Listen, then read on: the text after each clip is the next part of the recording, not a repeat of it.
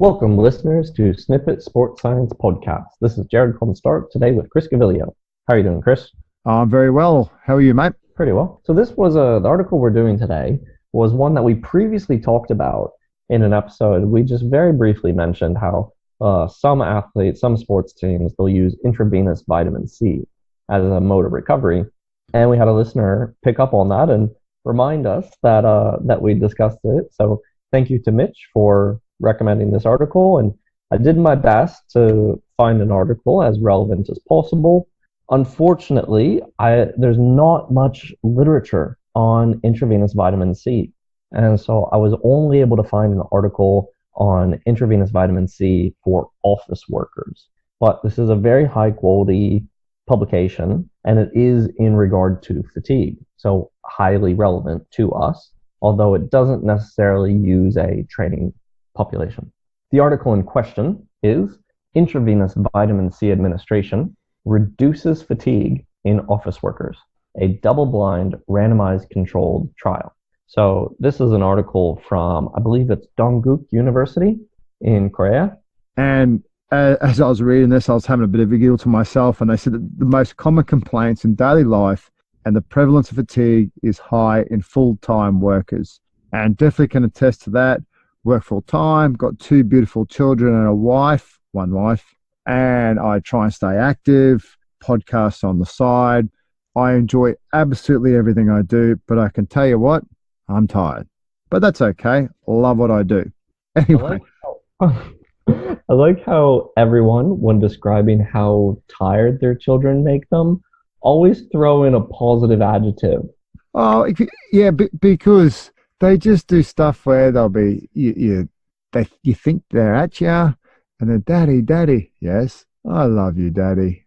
And you go, didn't see that one coming, and makes you pause and reflect and think that, yep, I need to. Curveball approach. Yeah. So what they say here in this article is 27% of adults who were weekly assessed experienced fatigue, and 32.5% of patients who visited primary care clinics complained of fatigue. Now, I imagine, these are office workers, I imagine that a professional athlete or an elite athlete, such as an Olympian, would probably report about 100% of fatigue. Oh, I totally agree. And, a lot of successful athletes in Australia, they play rugby league or a contact sport. Swimmers, where we work, swimmers who do high training loads, runners, decathletes training for 10 events. I can definitely attest that they are tired all the time. And they do have the saying, no pain, no gain. But perhaps in some ways, maybe that should be more of something like no tired, no gain. Not as catchy. Yeah. Anyway, so when we always try to understand mechanisms and underlying factors behind fatigue, and they actually think oxidative stress may be, they think that oxidative stress is thought to underlie fatigue to some extent. Serum markers of oxidative stress are associated with symptoms of chronic fatigue syndrome, including asthenia after physical activity and arthralgia. How do you say that? Arthralgias, painful joints. Oh. Yeah, I know. And arthralgia. How do you say it? Arthralgias. And what's that, Jared? Literally just joint pain. Oh, okay.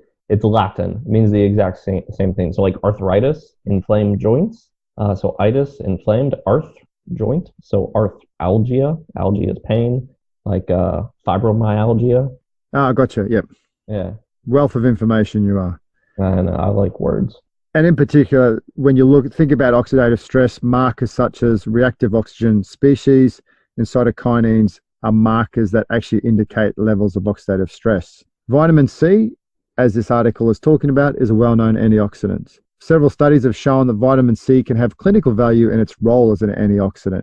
For example, vitamin C treatment attenuates myalgia and reduces the toxicity of some anti-cancer agents by reducing oxidative stress. Nevertheless, studies of the efficacy of vitamin C supplementation have yielded inconsistent results. The route of administration is one of the major sources of inconsistency.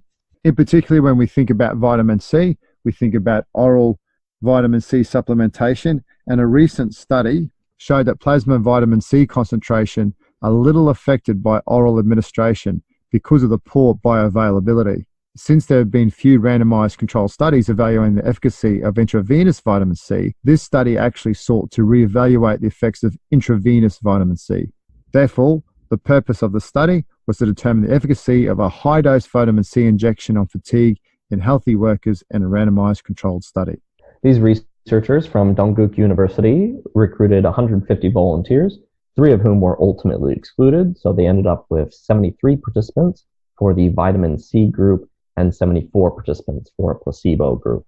Within the vitamin C group, they were given 10 grams of vitamin C in a saline solution, whereas the placebo group was given an equivalent volume of plain saline.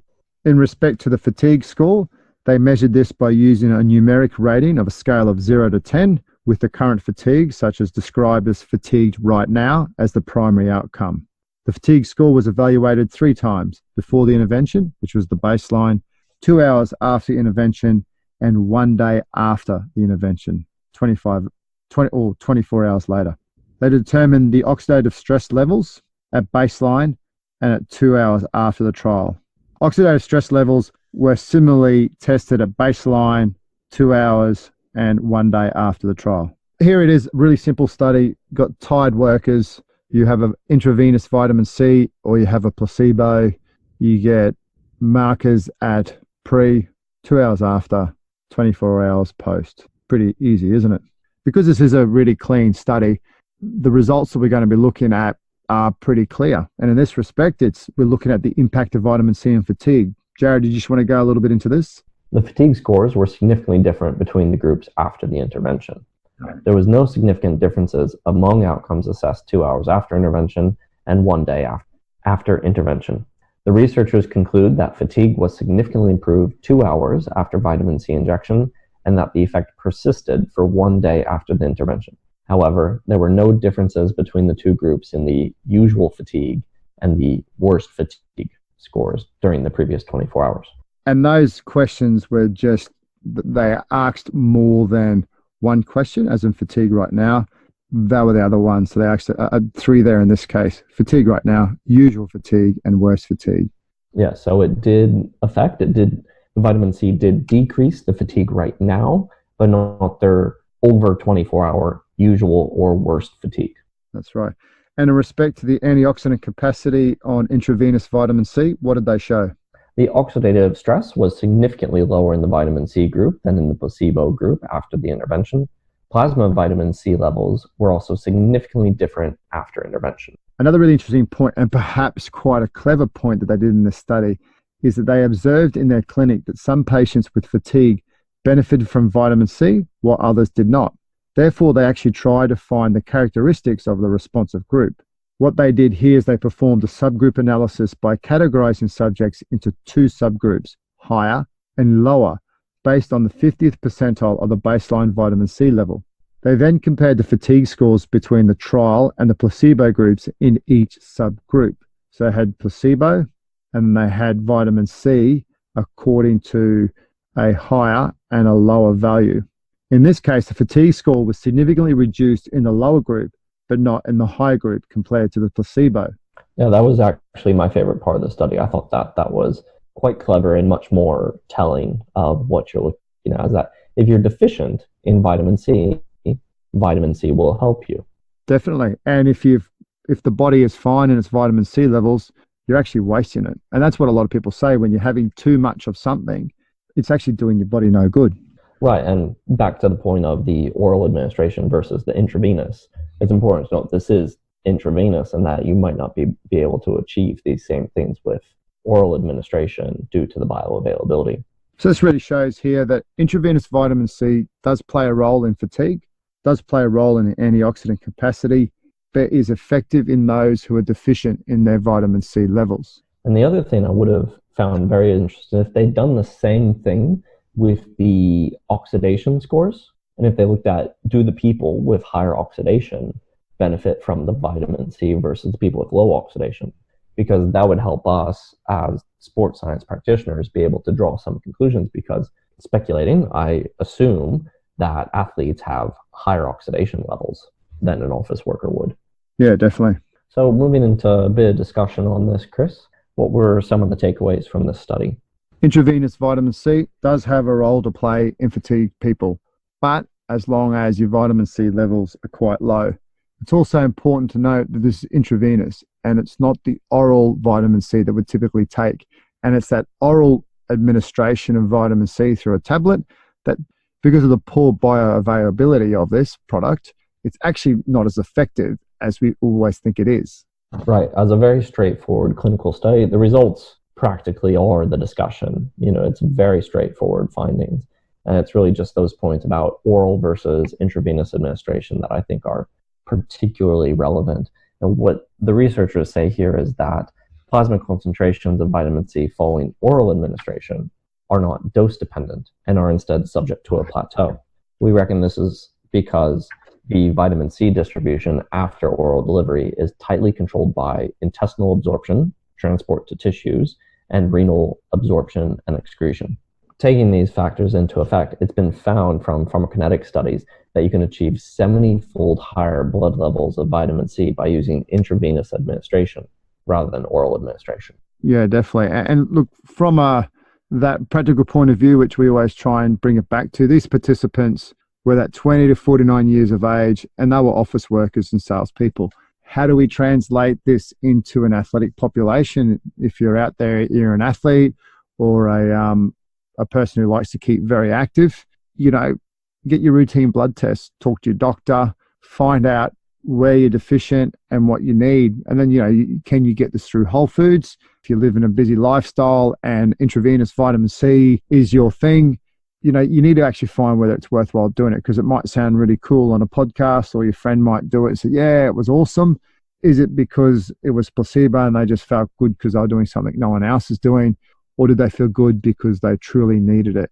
And that's what you can take into an athlete population, or someone who is quite heavy into recreational sport, is that you got to be smart with any supplementation. That's for sure. Right, exactly. And this is probably a fairly safe intervention for fatigue, as long as they do an appropriate dose. The researchers here say that 10 grams is both effective and a safe dose. The only adverse effect you're really looking at is that needle stick injury, because someone is going to stab you with a needle if you're doing intravenous vitamin C. And so around that needle stick injury site, particularly if they're not a very experienced venipuncturist, then there could be quite a bit of itching or swelling or a little bit of pain around that needle stick injury. I really enjoyed this, Jared. I think it's great when we have people interacting with us through social media and actually asking us more questions about different topics. And for myself, and probably for yourself, I actually start to read about components out there in sports science that I probably never would have. I think we've done a lot more on nutrition and supplementation than I initially thought we would, which is really cool. And looking forward to doing a little bit more. So if you're out there and you're listening and you have something that you'd like to know a little bit more about, we'll happily go and research it and see what we can come up with. Absolutely. My favorite articles have definitely been the ones that followers have requested. And those have been very enjoyable, and they've really helped expand our horizons as well. So please engage, give us, ask for any article you want, we'll talk about it. And on that note, it's time for us to call a close on this podcast. Join us next week on Snippit Sports Science. Join us on our social media platform at Snippit Science and through our website. Thanks, Jared. Please visit our sponsor at eliteform.com.